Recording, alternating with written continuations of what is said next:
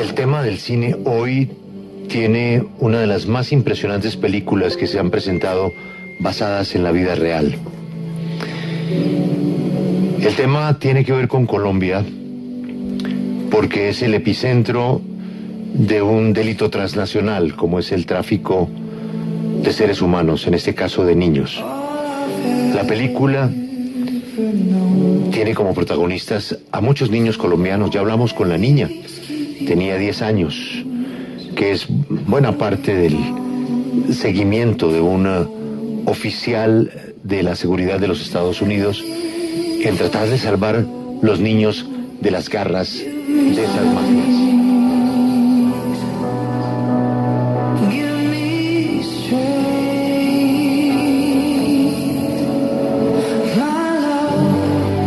La película está enfrentada a la Barbie, a Oppenheimer, a Indiana Jones, a Misión Imposible, y ha enviado unas señales de fortaleza en la taquilla impresionantes. No he visto los últimos números, pero la última vez que vi pasaba los $130 millones. La película ya tiene fecha para Colombia. En varios mercados que nos escuchan no está disponible. La película está en los Estados Unidos. Hay unos temas de ventanas, de distribución, de derechos. Pero poco a poco esta película va a crecer. Su protagonista es Jim Caviezel. Las experiencias de ese agente que él interpreta. Pero yo quiero ir al productor, porque en la personalidad del productor y en lo que ha sido su vida se esconde también un poco el secreto de la película. ¿Quién es Eduardo Verástegui? Cuando tuve el placer de conocerlo hace más de 20 años, este era Verástegui.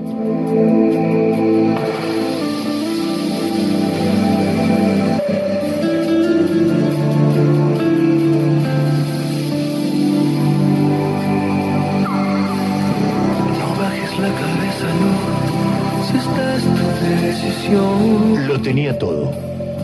Tendré que ser valiente. Sencillez, ganas de triunfar, venía de un pueblo de México, de la mano de Fernán Martínez, ese rey Midas del espectáculo. Firmó un contrato con Universal, firmó y filmó películas en Hollywood. Era tal vez el hombre llamado a proyectarse como el gran galán latinoamericano del mundo en su momento.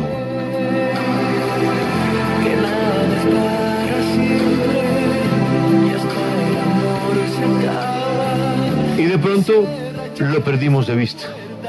Teniéndolo todo en sus manos, el señor Verástegui desapareció.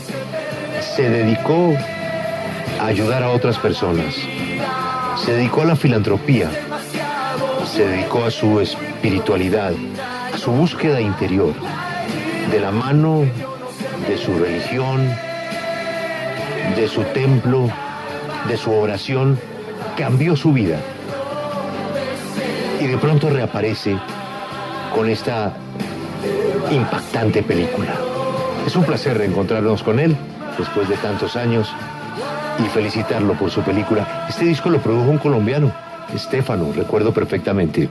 Eduardo, qué placer volver a estar con usted. Buenos días, bienvenido a esta W. Julio, mi hermano, buenos días, un placer estar contigo. Eduardo, pues esa es la primera pregunta. ¿Qué pasó? Nos quedamos en esta canción, nos quedamos en película con Sofía Vergara y de pronto Eduardo dijo, no, por aquí no es la cosa. Yo quiero ayudarle a la gente.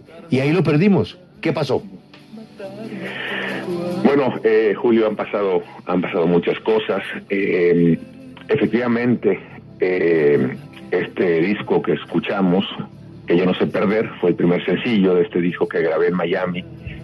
Rodeado siempre de colombianos, mi hermano. Rodeado siempre de colombianos. Recuerdo como si fuera ayer cuando te conocí con Fernán Martínez, que era mi manager en ese entonces, un disco producido por Estefano. Y de pronto yo venía volando de Miami a Los Ángeles con Fernán Martínez. Íbamos con este disco a promoverlo en Los Ángeles, California. Y venía platicando yo con mi manager de mis sueños, de todo lo que nos esperaba. Y de pronto al lado de Fernán venía sentado otra persona con el nombre de Christian Kaplan, que resultó ser el vicepresidente de directores de casting para el estudio 20th Century Fox. Para no hacerles el cuento tan largo, me invita a hacer una audición para una película llamada Chasing Papi con Sofía Vergara. Y yo no hablaba inglés muy bien, sabía contar del 1 al 10, sabía decir cosas como I am hungry, what is the bathroom, my car is red y cosas así, ¿no? Pero esa persona nos dijo que no me preocupara porque el 90% de la película yo iba a estar dormido. Entonces las poquitas frases que tenía eran muy sencillas. Él estaba buscando a un actor latino, etcétera, etcétera, etcétera. Bueno, hago la audición, me quedo con el personaje, me ofrecen esta película y en eso pues dejo la música a un lado, me mudo a Los Ángeles, California, para incursionar en el mundo de la actuación, que era mi sueño de toda la vida, desde niño. Yo vengo de un pueblito muy pequeño que se llama Jicotenca, Tamaulipas, y desde que tengo uso de razón, pues yo quería ser actor, quería hacer películas. Nunca me imaginé que años después ese gran sueño estaba a punto de realizarse, cuando hice esta película en Los Ángeles, California, con Sofía Vergara. Pero justo ahí cambió mi vida, Julio, porque yo contraté a una maestra de inglés para que me ayudara con el acento, para que me ayudara a que se me entendiera lo que iba, esas pocas frases que tenía en la película, pues por lo menos que se me entendieran. Yo tenía el acento muy marcado. Y esta mujer llamada Yasmín, yo tenía 28 años en ese entonces, ella tenía 33, por medio del método socrático, o sea, me hacía preguntas muy sencillas pero muy profundas, como por ejemplo, ¿cuál es el propósito de tu vida? ¿Qué quieres alcanzar en tu vida? ¿Por qué quieres ser actor? ¿Eres feliz? ¿No eres feliz? ¿Por qué? ¿Por qué sí? ¿Por qué no? ¿Quién es Dios en tu vida? Etcétera, etcétera, etcétera. Pero de pronto dijo cosas que me marcaron. Por ejemplo, una de ellas fue: Eduardo, hay más de 50, se especula que tal vez más de 60 millones de hispanos que viven en Estados Unidos. Muchos americanos piensan que ustedes, los latinos, los hispanos, son una amenaza a la democracia de este país porque piensan que ustedes son lo que vemos en el cine y en la televisión. El estereotipo negativo de los hispanos, donde siempre los ponen como lo peor de lo peor en el cine y en la televisión. Y muy pocas veces vemos al latino teniendo la oportunidad de ser un héroe. Y no me refiero a héroes de ciencia ficción, sino al héroe real de todos los días. El latino, el hispano que se muda a Estados Unidos no a robarse nada, sino a trabajar muy duro para sacar a su familia adelante, ¿no? Un hombre íntegro, trabajador, un hombre fiel, leal a sus principios. Y las mujeres hispanas también, Eduardo, reducidas a objetos sexuales como si fueran eso, símbolos sexuales. Entonces, ¿tú eres parte del problema o de la solución? ¿Quiénes son tus hermanas? Háblame de ellas. Y bueno, cuando yo empiezo a hablar de mis hermanas y cuando yo volteo hacia atrás para ver qué proyectos estaba yo lanzando, en qué proyectos yo me involucraba, me di cuenta que era parte del problema. A mí se me olvidaba que los medios de comunicación, sobre todo el cine, la televisión, tienen un impacto tremendo en la manera de pensar de las personas. Y ahí le hice una promesa a Dios y a mis padres, de que jamás volvería a trabajar en ningún proyecto que ofendiera mi fe, mi familia o mi comunidad hispana. Y por andar haciendo promesas, mi hermano, me quedé sin trabajo 4 años y perdí todo. Porque todas las ofertas que llegaban a mi mesa hablaban de lo que yo había prometido no volver a hacer. Entonces me la pasaba rechazando proyectos hasta que mis managers pensaron que, mis managers americanos que se dedicaban a ayudarme en la actuación en Hollywood, pensaron que me había vuelto loco. Y tal vez sí, me volví hay que estar un poco loco para que esta promesa se lleve a cabo, porque imagínate, te llegan ofertas muy jugosas económicamente hablando, pero también artísticamente hablando, pero no van en línea con mi manera de pensar. Entonces pues yo tenía que ser congruente y tenía que decir que no. Y ellos se volvían locos porque me decían, pero si antes lo hacías. Bueno, pues antes no sabía, ahora sí, ahora no puedo. Entonces búsquenme mejor proyectos que tengan los ingredientes que yo estoy buscando, proyectos que tengan el potencial de hacer de este mundo un mejor lugar.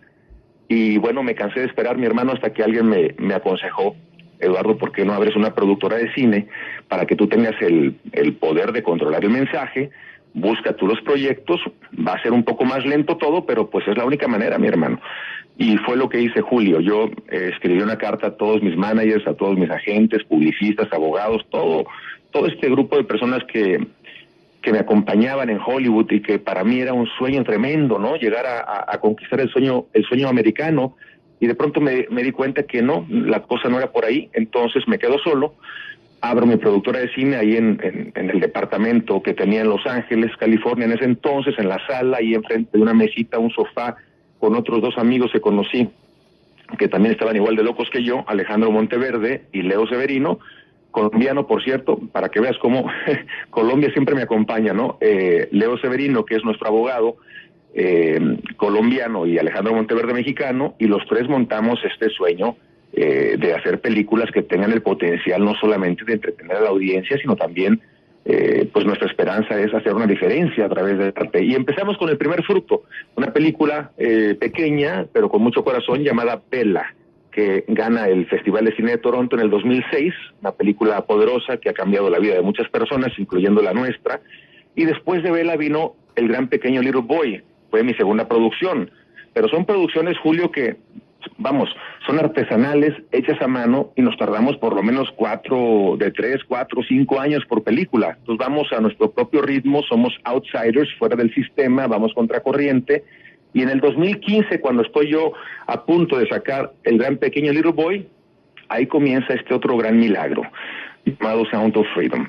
Conozco hace 8 años a Tim Ballard, un ex agente del Departamento de Seguridad Interna de los Estados Unidos, y cuando yo me entero de lo que este agente con su grupo hace, un grupo de ex agentes militares, ex agentes de la CIA, de la FBI, chavos de 33 años que viajan por diferentes partes del mundo visitando los rincones más oscuros del planeta, ellos van de encubiertos a rescatar niños secuestrados para explotación sexual. Bueno, pues en ese momento Alejandro Monteverde y yo nos quedamos en shock. Yo ya llevaba, pues casi, imagínate, desde el 2003 hasta el 2015, pues yo ya llevaba esta disciplina espiritual, mi hermano, de ir a misa todos los días, de rezar el rosario todos los días, porque yo necesitaba agarrarme de algo más fuerte que yo, porque las tentaciones son de veras, son reales.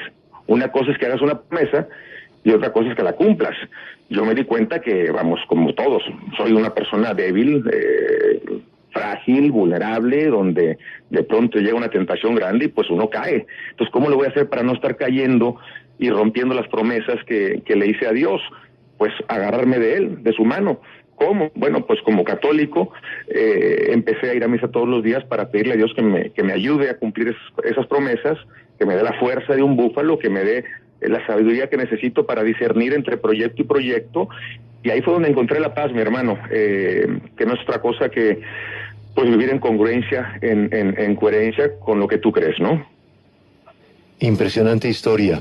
Los sonidos de la libertad así nacen del encuentro con ese agente.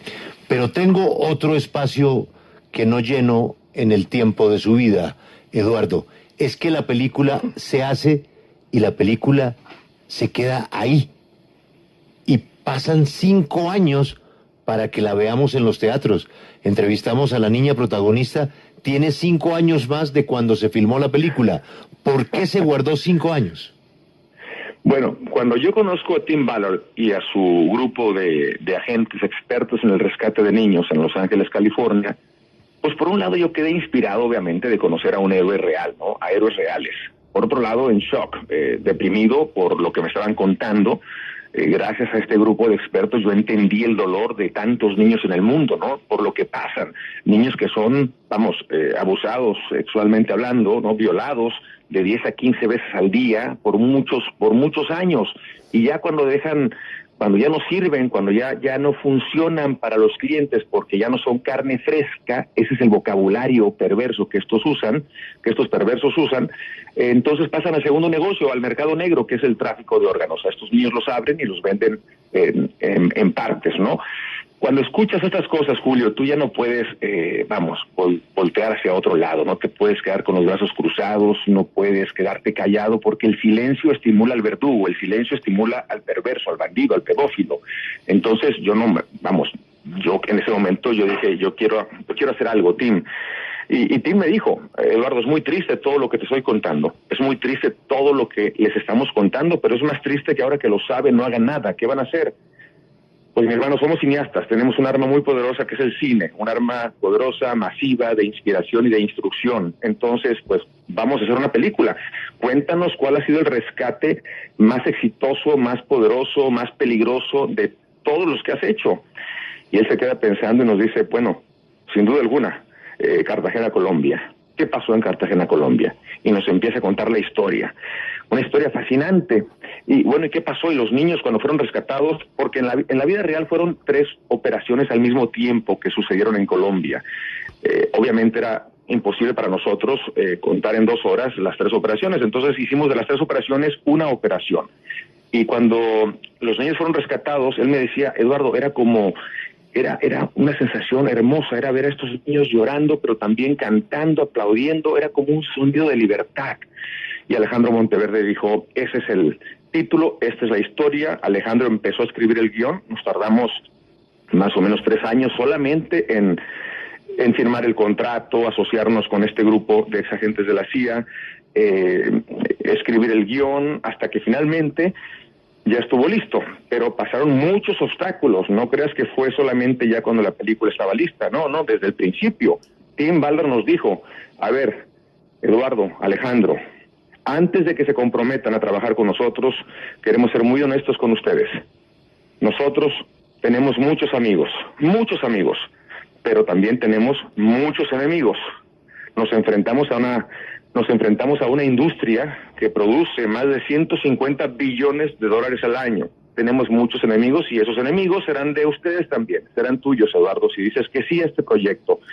Yo no quiero que me reclames más adelante y me digas, pero Tim, no me dijiste que esto era muy peligroso.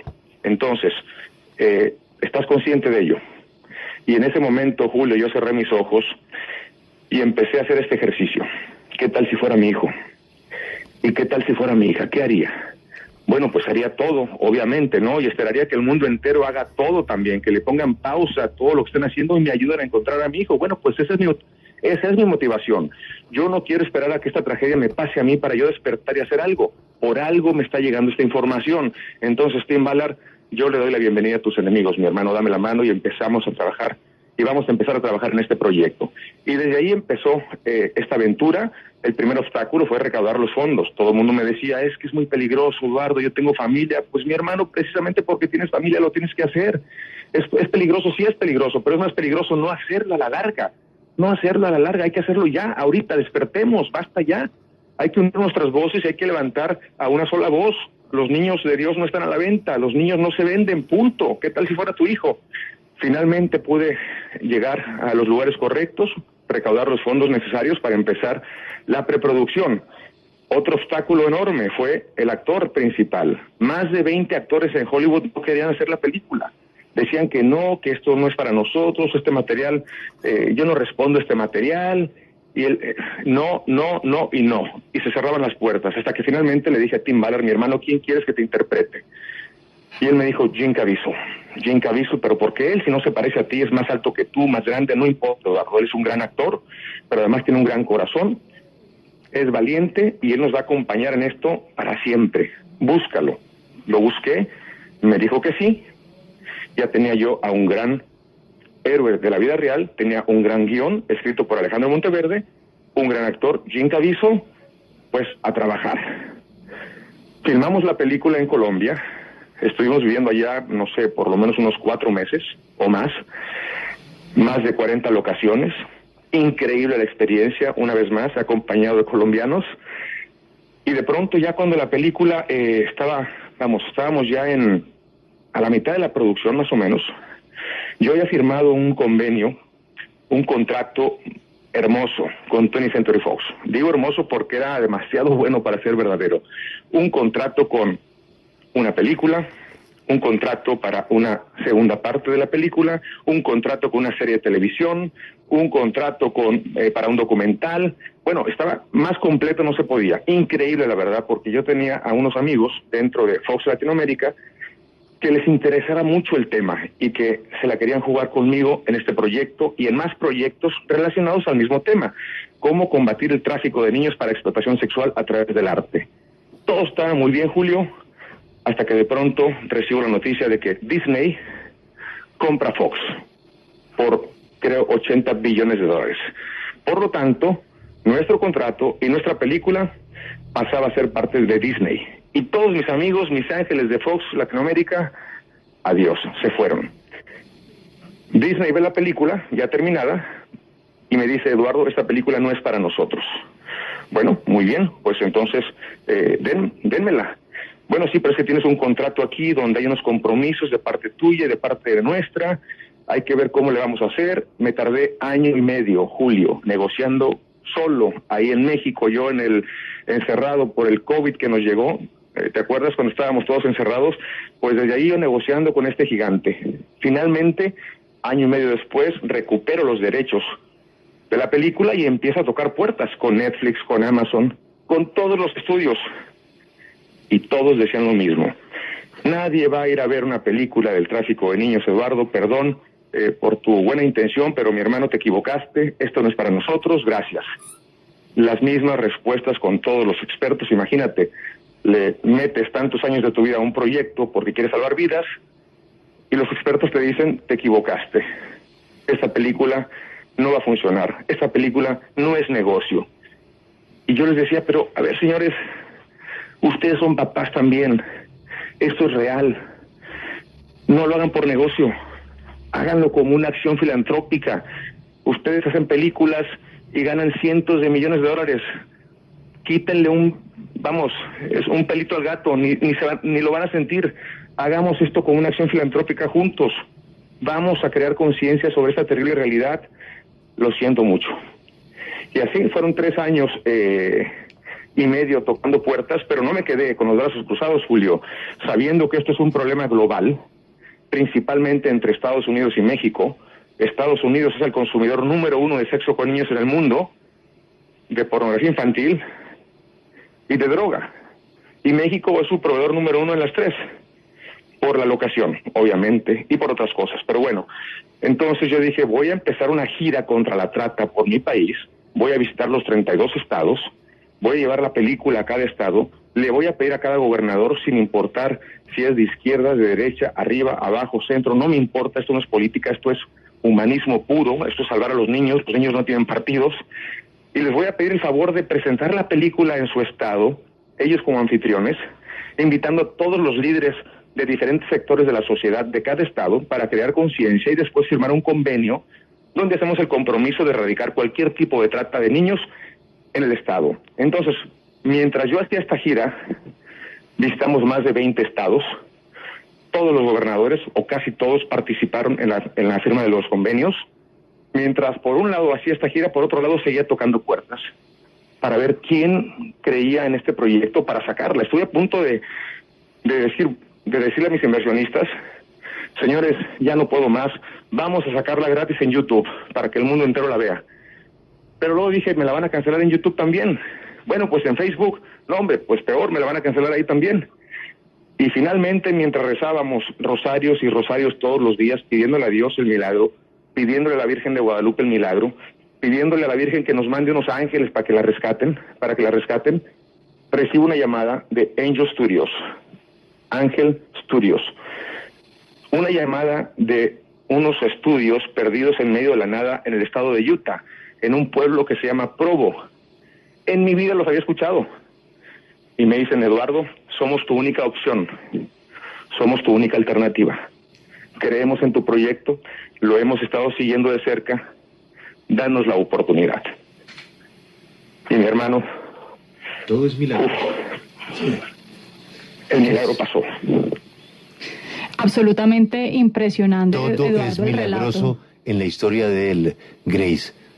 Todo es milagroso. Como la historia de esta película, porque bueno, él nos contaba que es una historia basada en la vida real, pero hay escenas absolutamente increíbles que son difíciles de creer, que uno se cuestiona, realmente sí pasó en la vida real. Y por eso quisiera preguntarle, Eduardo, ¿qué tanto de ficción hay en esta película, sobre todo en esas escenas de rescate donde el protagonista se mete a una selva a sacar a unos niños y bueno, está rodeada de malandros y sale victorioso? Eso, digamos, ¿qué tanto de ficción tiene?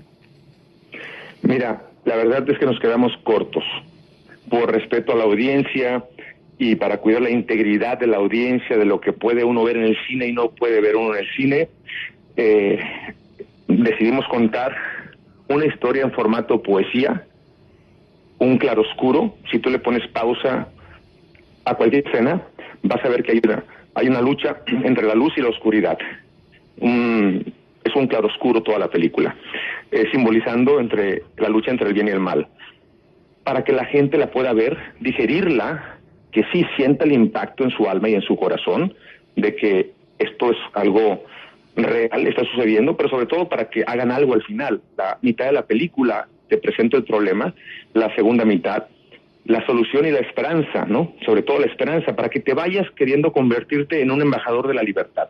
Entonces, ¿qué hacemos como cineastas? Tenemos esta licencia donde nos permite jugar un poco con las historias, ¿no? Cuando Tim Ballard te está contando de todo lo que él hace en el mundo, de lo que sucedió en Colombia, lo que sucedió en Haití, porque fueron 3 operaciones en Colombia y una en Haití al mismo tiempo. Fascinante, pero muy triste, muy deprimente lo que sucede, los videos, los videos que tienen que ver ellos para después llevarlos a juicio, lo que le hacen a estos niños. Entonces, ¿cómo contamos una historia con un cuidado de tal manera que la gente cuando la vea no tenga que salir del cine o taparse los ojos, ¿no? Nada gráfico.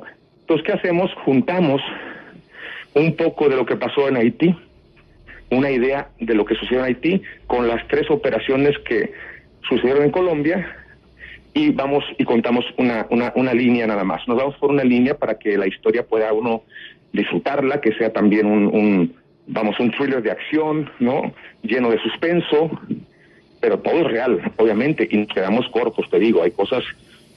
Hay una escena, por ejemplo, que sucedió en Colombia también, muy fuerte, donde Tim Ballard, después de negociar con las personas involucradas en este crimen, se van a un cuarto solos, él y la persona que iba a entregar el dinero.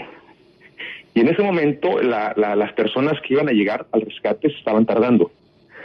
Había mucha tensión porque tienes que entender que si algo sale mal, toda la operación se colapsa y los niños no los rescatan. Entonces tienen que tener un cuidado tremendo. Son cirujanos estos cuates, son actores profesionales, estos exagentes de la CIA y de la FBI, porque tienen que actuar todo el tiempo. Imagínate, tienen que estar de encubiertos haciéndose pasar por pedófilos y tienen que creerles, porque si no les creen, pues entonces se cae la operación.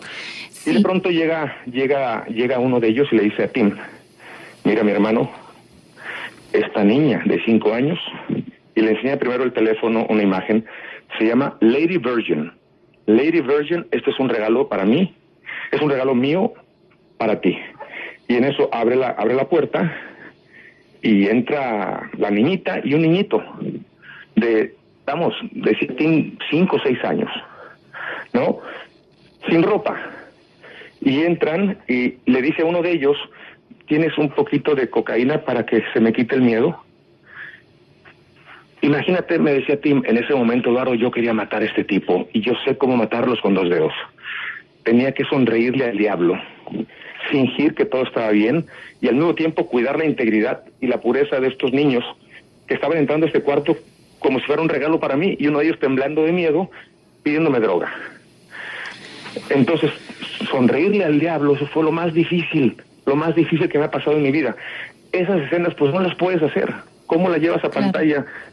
Imposible. Sí. Entonces, Alejandro Monteverde, que es un genio y que además escribió este guión con mucho dolor, porque antes de empezar a escribirlo le secuestran a su papá y a su hermano mayor.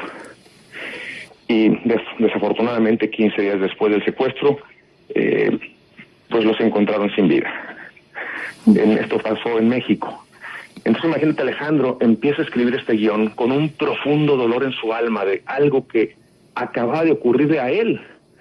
La pérdida de su papá, su mejor amigo, y su hermano mayor, uno de mis mejores amigos, que fue quien me presenta con Alejandro Monteverde. Entonces, ha habido mucho dolor, sí, Julio, en esta historia desde el día 1, pero también mucha esperanza. Sí, sí. Porque cuando Angel Studios, que apenas firmamos un contrato hace 4 meses, porque apenas esto es algo reciente, cuando nos dicen vamos a salir el 4 de julio, el día de la independencia de los Estados Unidos, el día de la libertad de los americanos, yo les decía, están locos, pero si van a salir películas como Indiana Jones, Misión Imposible, nos van a humillar, no hay manera. Estos cuates tienen aparatos publicitarios de cientos de millones de dólares, películas que han costado más de 200 millones de dólares, nosotros somos una hormiga, nos van a aplastar. Eduardo, claro. Tú eres mexicano, eres un cineasta mexicano, tienes que venir a Estados Unidos a sacudir la conciencia de este país con esta película ese día, porque mientras van a celebrar la libertad, tú como mexicano les vas a decir, ¿de qué libertad me hablan? Sí, celébrenla con una mano, pero con la otra hagamos algo para regresarle la libertad a los niños que no la tienen. Claro. Y pasó el milagro. Claro que sí, ¿no? Y el milagro ha sido, pues ahí decía Julio la cifra, más de 130 millones de dólares. Eduardo, usted hablaba hace unos minutos en una de sus respuestas de que Tim le decía que si empezaban en este proyecto se iban a enfrentar a muchos enemigos. Y sí, hay muchas personas que no quisieron apoyar la película, pero no necesariamente esos son enemigos. Y le quiero preguntar concretamente si le ha tocado, si se ha enfrentado a esos enemigos que concretamente no querían que la película se estrenara por temas, pues, de temas personales. Claro que sí, como muy bien lo dices tú. Hay personas que no la apoyaron, bueno, por otras razones, unos tal vez por miedo, otros simplemente porque todo para ellos es negocio y no tuvieron la visión en ese momento y dijeron esto no va a ser un negocio, otros por otras razones. Esos no son enemigos, son simplemente gente que no quiso participar. Aunque yo siempre he dicho que el mal triunfa cuando la gente buena se queda callada. Y cuando la gente buena se queda callada, yo creo que ya no es gente buena, es parte del problema. Y yo no quería ser parte de esa categoría, de ese grupo. Por eso quise hacer algo, ¿no? Yo me refiero a otro tipo de enemigos. Cuando él me decía enemigos, él habla de enemigos reales, de gente que está involucrada en la industria de la pedofilia. Hay dos tipos de industrias en la pedofilia. La industria, por ejemplo, Disney. Disney tiene una agenda de sexualizar a los niños. Esa es la realidad. No es que ellos sean carteles que se dedican al tráfico de niños, no, pero es otro tipo de industria que promueve la pedofilia. Han querido legalizar la pedofilia en muchos lugares. En México, el año pasado, quisieron legalizar la pedofilia con un artículo que decía toda persona tiene la libertad de ejercer su sexualidad con quien se le pegue la gana. Toda persona es toda persona, no venían edades en ese artículo. Entonces ahí involucras a un niño también, porque un niño es una persona también. Entonces poco a poco han querido legalizar la pedofilia. Hay una industria donde ya incluso no le llaman pedófilos, le llaman minor attraction, ¿no? Atracción de menores. Y poco a poco han querido legalizar la pedofilia. Bueno, esa es una agenda, esa es una industria muy grande, pero también tienes la industria de los carteles, los que trafican a los niños, el mercado negro de tráfico de órganos, etcétera.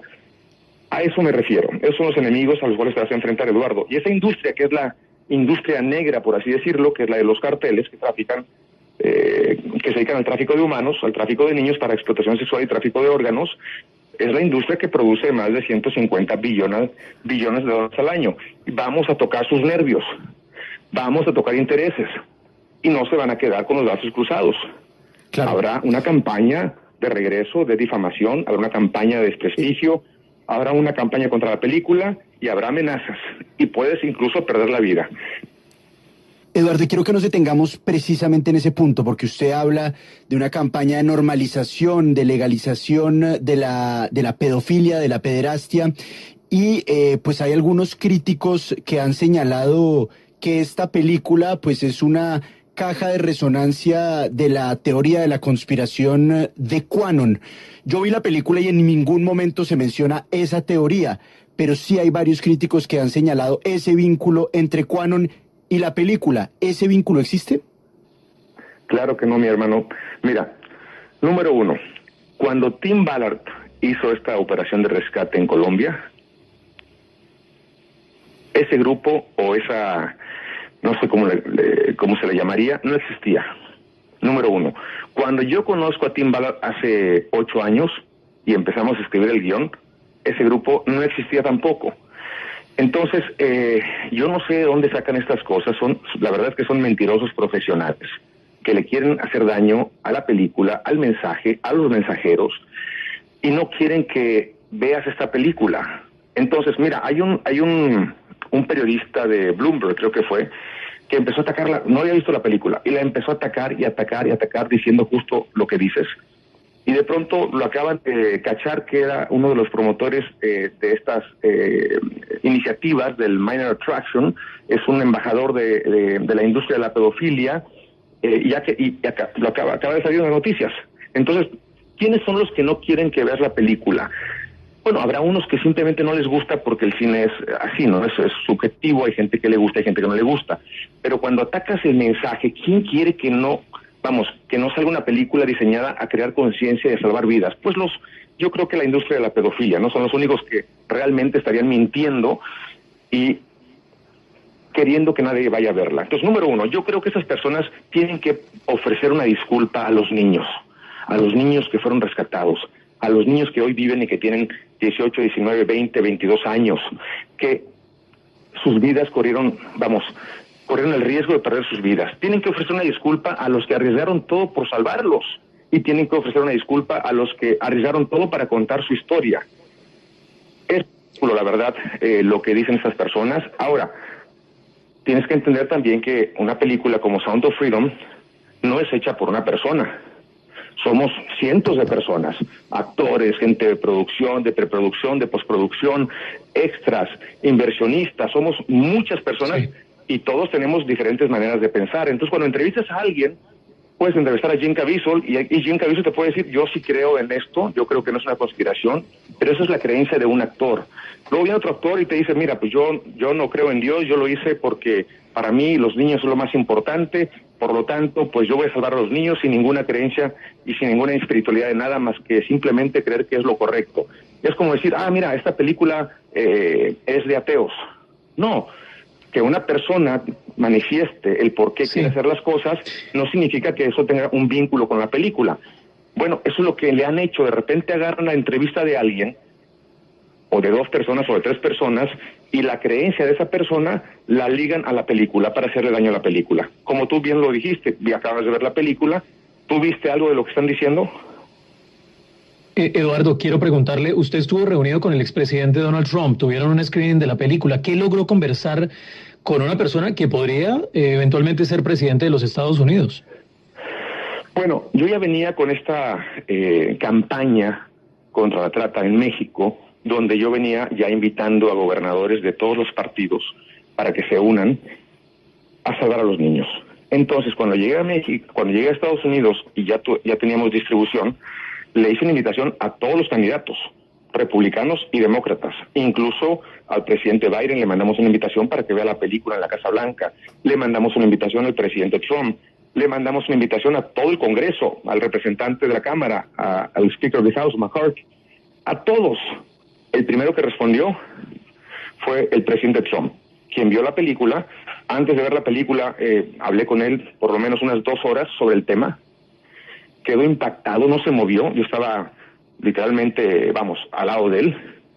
No se movió. Yo estaba viendo más su reacción que la película. No se movió, no parpadeó en 2 horas 10 minutos. Se levantó muy tocado. Después hicimos una entrevista con él. Después volvimos a platicar.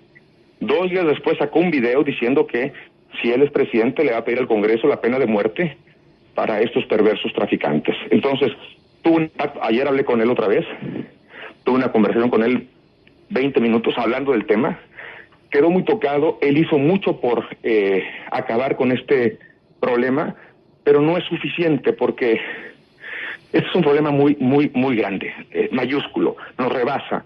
Estamos hablando de millones de niños secuestrados. Esto es un problema que sí se puede erradicar. Primero, si todo el mundo sabe que existe, porque si no sabes que existe, no puede ser parte de la solución.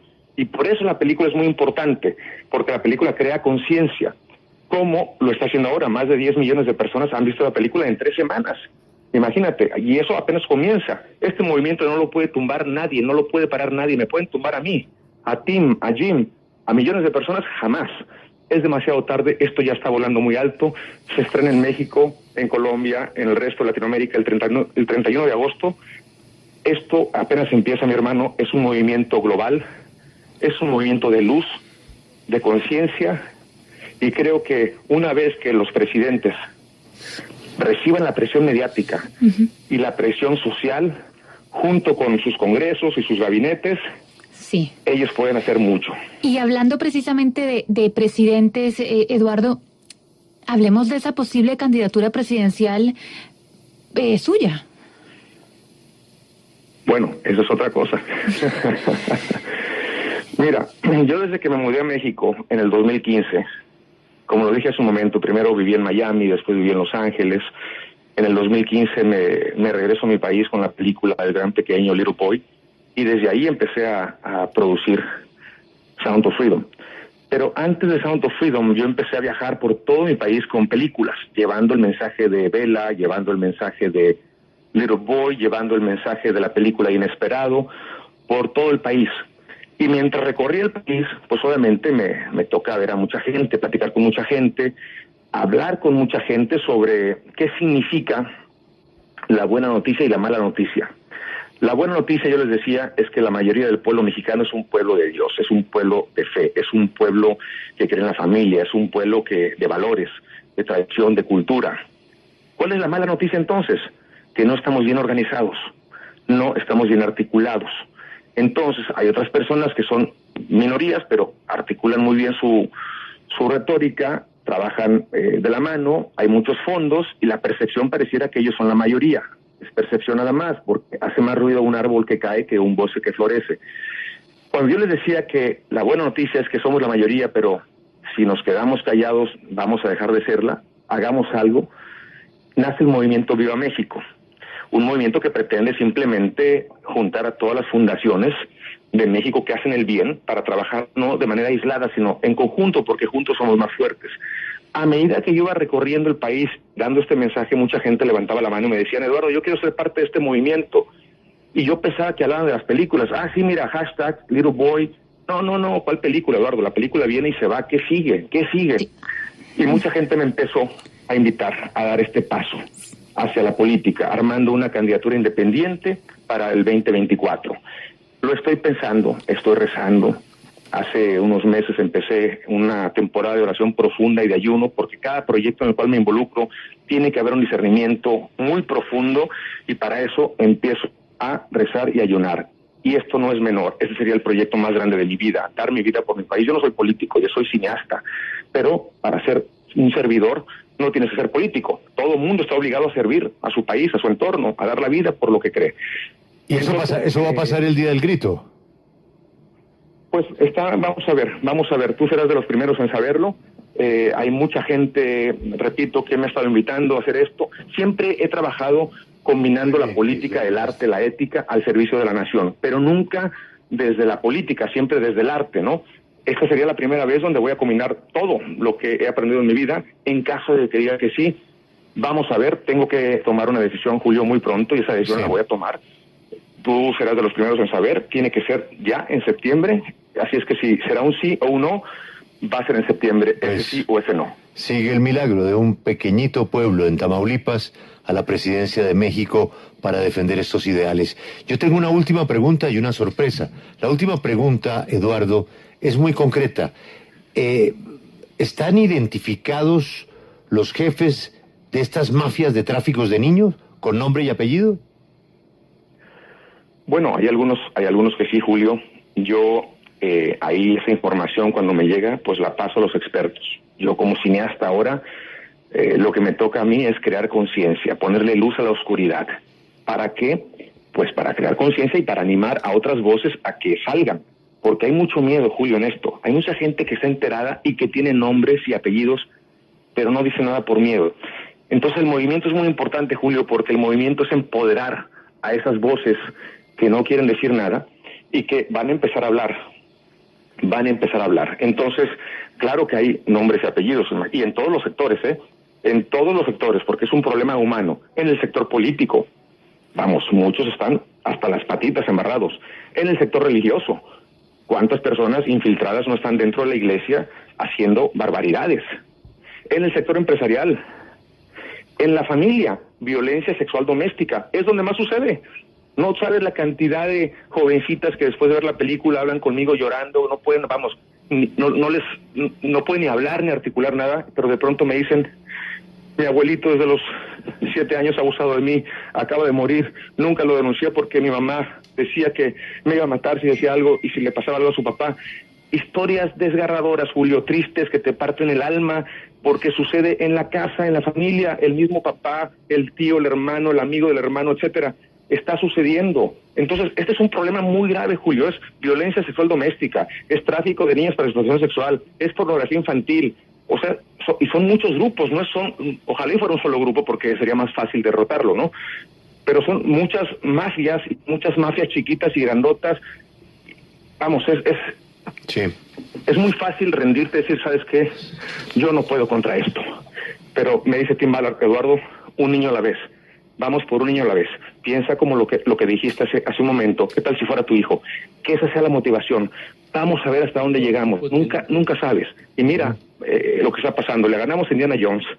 Le ganamos a Misión Imposible. Eso es imposible, Julio. Humanamente es imposible ganarles a estos personajes. Hace Son parte... la mafia del establishment de Hollywood. No puedes ganarles. Y les estamos ganando, ¿por qué? Porque la gente es la película de la gente. Y lo que falta en esta parte del milagro. Bueno, y la sorpresa es volver al comienzo de esta entrevista. Cierre los ojos, piense que estamos jugando tenis con las ilusiones de hace 20 años, de lo que le esperaba a usted si hubiera decidido ser el galán y el gran artista que estaba formando Fernán Martínez. Por eso quiero que él mismo despida esta entrevista. Fernán, ahí le escucha a su pupilo Eduardo Verástegui. Hola, Eduardo, ¿qué tal, hermano? ¿Cómo está, hermano? Mi hermano. Ay, Dios mío. Wow, qué sorpresa.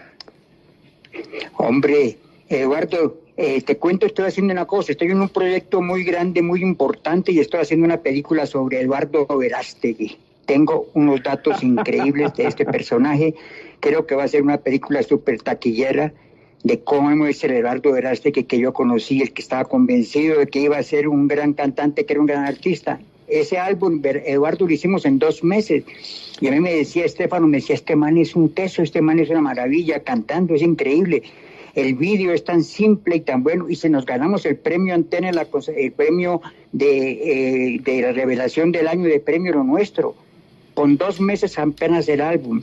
Entonces yo quiero contar un poquito brevemente lo que era este personaje de Eduardo cuando tenía 27, 28 años, el problema que era llegar a una discoteca en Los Ángeles, al club más caliente de Los Ángeles, y se le tiraban las chicas y le hacían cantidades de propuestas, todo lo que pasaba, todos los sueños de Eduardo cuando íbamos en ese avión, que el director de casting de 20th Century Fox quedó fascinado y quería contratarte para la película. Entonces, yo quiero hacer una película sobre Eduardo Verástegui y sobre todo un actor, un cantante que comienza con toda esa imagen, con toda esa pinta que se manda Eduardo y que llega a ser presidente de México. Será una película fantástica, Eduardo. ¿Le jalas o qué? ¿Ayudas?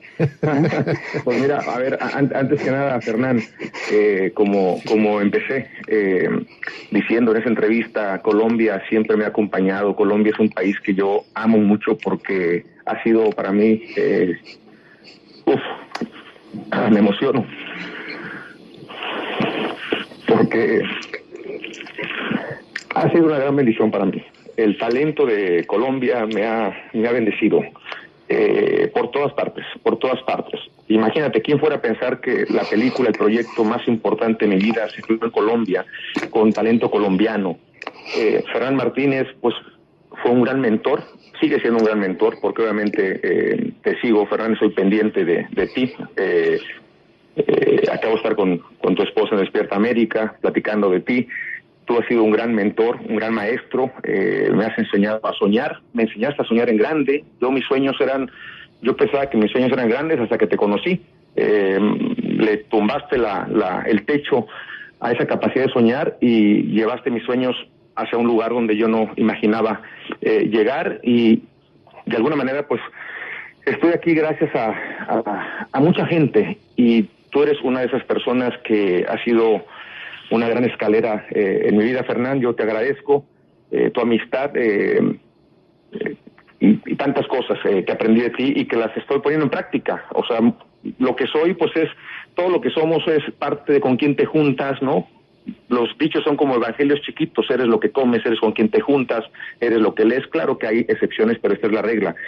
Y pues ustedes en Colombia conocen a Fernán. Cuando alguien se junta con Fernán es imposible no salir más sabio de esa amistad. Eres una persona muy sabia, eres una persona muy generosa.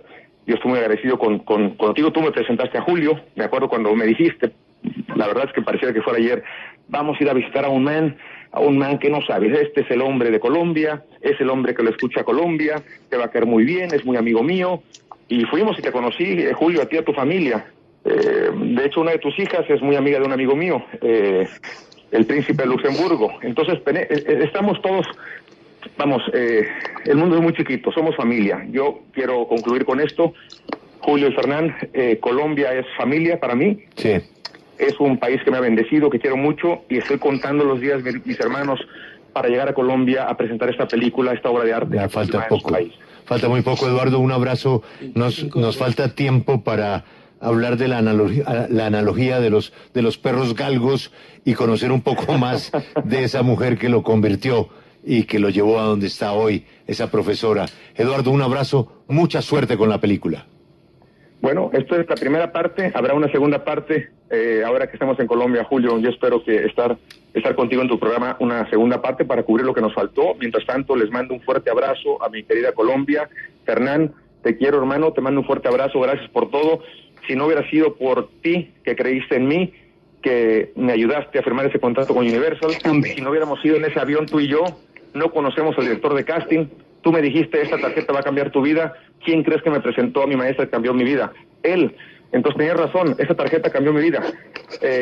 Vamos juntos, hermano, porque juntos somos más fuertes. Los quiero mucho, un fuerte abrazo. Dios los bendiga y que viva la libertad. Gracias, Eduardo, gracias. Para adelante, hermano, para adelante. Muy amable. Es Eduardo Verástegui y estamos recordando lo que pasaba hace más de 20 años en un avión donde estaba Fernán Martínez.